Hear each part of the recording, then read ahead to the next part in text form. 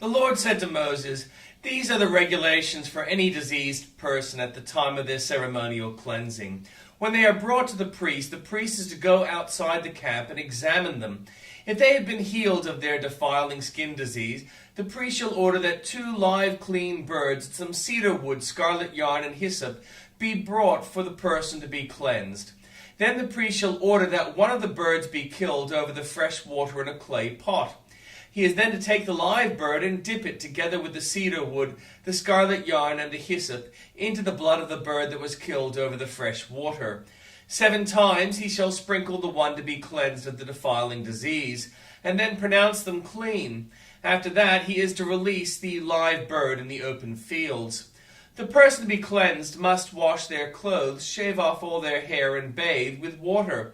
Then they will be ceremonially clean. After this they may come into the camp, but they must stay outside their tent for 7 days. On the 7th day they must shave off all their hair. They must shave their head, their beard, their eyebrows, and the rest of their hair.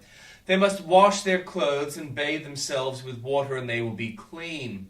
On the 8th day they must bring 2 male lambs and 1 ewe lamb, a year old, each without defect, along with 3/10 of an ephah of the finest flour mixed with olive oil for a grain offering, and 1 log of oil. The priest who pronounces them clean shall present both the one to be cleansed and their offerings before the Lord at the entrance to the tent of meeting. Then the priest is to take one of the male lambs and offer it as a guilt offering, along with a log of oil. He shall wave them before the Lord as a wave offering. He is to slaughter the lamb in the sanctuary area where the sin offering and the burnt offering are slaughtered. Like the sin offering, the guilt offering belongs to the priest. It is most holy. The priest is to take some of the blood of the guilt offering and put it on the lobe of the right ear of the one to be cleansed, and on the thumb of the right hand, and on the big toe of their right foot.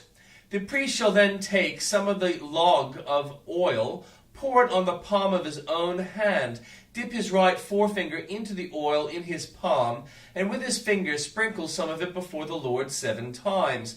The priest is to put some of the oil remaining in his palm on the lobe of the right ear of the one to be cleansed, on the thumb of their right hand, and on the big toe of their right foot. On top of the blood of the guilt offering, the rest of the oil in his palm, the priest shall put on the head of one to be cleansed, and make atonement for them before the Lord. Then the priest is to sacrifice the sin offering and make atonement for the one to be cleansed from their uncleanness.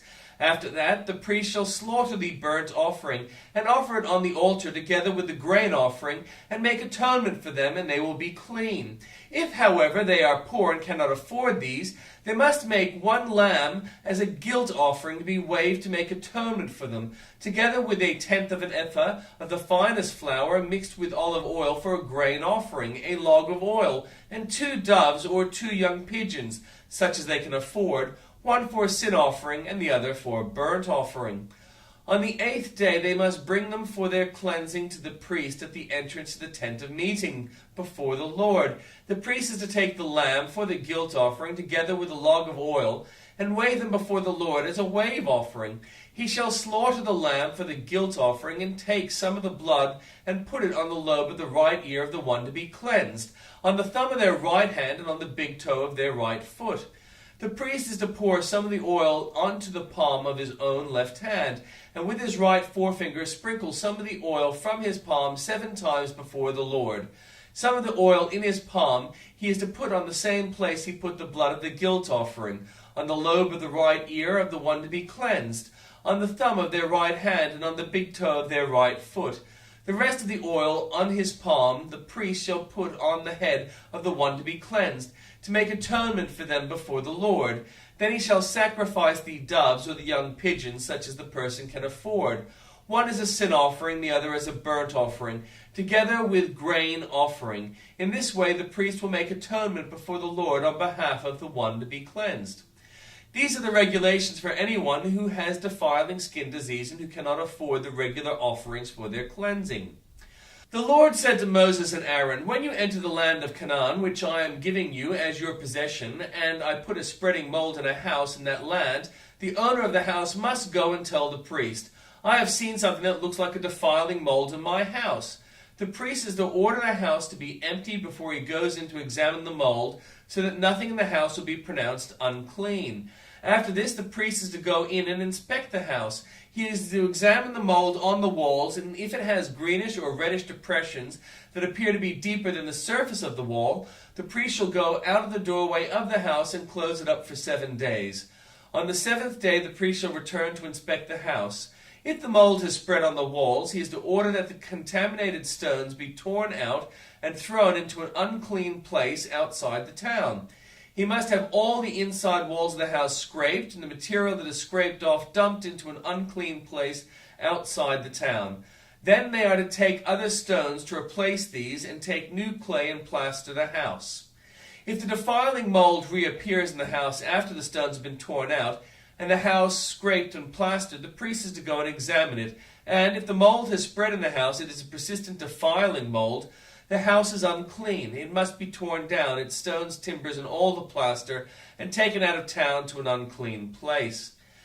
Anyone who goes into the house while it is closed up will be unclean till evening. Anyone who sleeps or eats in the house must wash their clothes. But if the priest comes to examine it, and the mold has not spread after the house has been plastered, he shall pronounce the house clean, because the defiling mold is gone. To purify the house, he is to take 2 birds and some cedar wood, scarlet yarn, and hyssop. He shall kill one of the birds over the fresh water in a clay pot. Then he is to take the cedar wood, the hyssop, the scarlet yarn, and the live bird, dip them into the blood of the dead bird in the fresh water, and sprinkle the house 7 times. He shall purify the house with the bird's blood, the fresh water, the live bird, the cedar wood, the hyssop, and the scarlet yarn. Then he is to release the live bird in the open fields outside the town. In this way he will make atonement for the house, and it will be clean. These are the regulations for any defiling skin disease, for a sore, for defiling molds in fabric or in a house, and for a swelling, a rash, or a shiny spot to determine when something is clean or unclean. These are the regulations for defiling skin diseases and defiling molds. New Testament reading. With that, one of Jesus' companions reached for his sword, drew it out, and struck the servant of the high priest, cutting off his ear.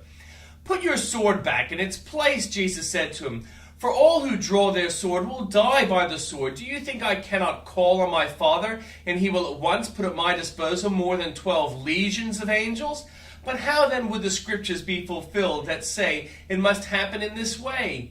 In that hour Jesus said to the crowd, "Am I leading a rebellion that you have come out with swords and clubs to capture me? Every day I sat in the temple courts teaching, and you did not arrest me. But this has all taken place that the writings of the prophets might be fulfilled." Then all the disciples deserted him and fled. Those who had arrested Jesus took him to Caiaphas the high priest, where the teachers of the law and the elders had assembled. But Peter followed him at a distance, right up to the courtyard of the high priest. He entered and sat down with the guards to see the outcome. The chief priests and the whole Sanhedrin were looking for false evidence against Jesus so that they could put him to death. But they did not find any, though many false witnesses came forward. Finally, 2 came forward and declared, "This fellow said, I am able to destroy the temple of God and rebuild it in 3 days." Then the high priest stood up and said to Jesus, "Are you not going to answer? What is this testimony that these men are bringing against you?" But Jesus remained silent. The high priest said to him, "I charge you under oath by the living God. Tell us if you are Messiah, the Son of God." "You have said so," replied Jesus, "but I say to all of you, from now on you will see the Son of Man sitting at the right hand of the Mighty One, and coming on the clouds of heaven." Then the high priest tore his clothes and said, "He has spoken blasphemy.